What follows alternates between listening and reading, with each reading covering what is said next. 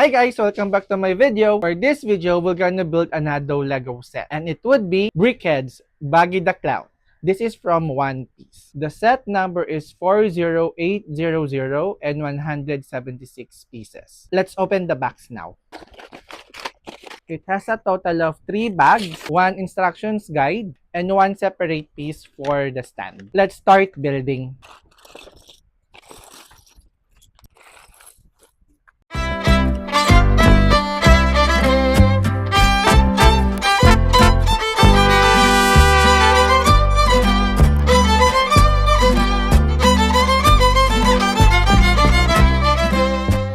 We'll start now doon sa hat ni Baggy. Ito yung start ng hat.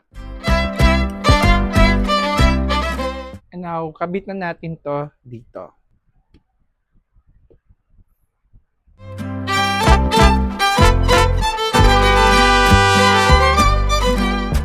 Ayan guys, we're already finished Baggy the Clown figure.